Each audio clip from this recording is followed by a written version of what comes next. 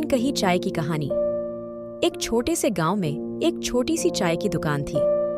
दुकानदार का नाम राजू था, जो हमेशा हंसते रहता था और गांव वालों को एक खास तरह की चाय पिलाने के लिए जाना जाता था।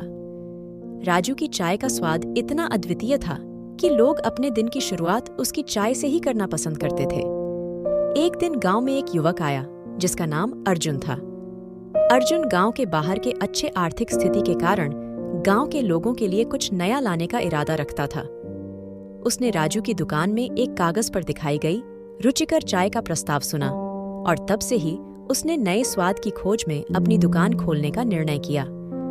अर्जुन ने अपनी दुकान को स्वादिष्ट चाय का कोना का नाम दिया और गांव वालों को नए और विभिन्न स्वादों की चाय प्रदान करने का वादा किया।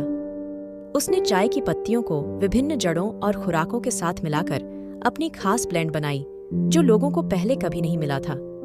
वहां का माहौल अब बदल गया था।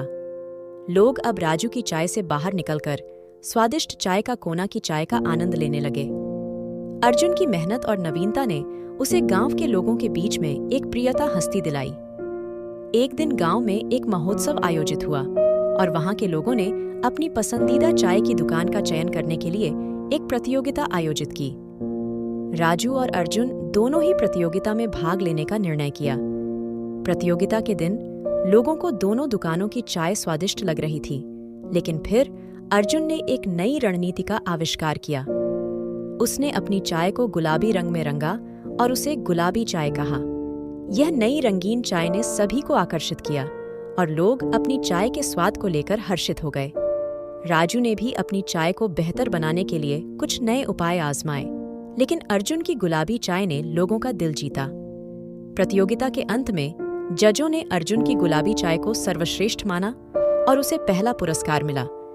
इस प्रकार गांव में एक नया चाय का राजा उत्पन्न हुआ और स्वादिष्ट चाय का कोना अब सबसे प्रमुख चाय की दुकान बन गई।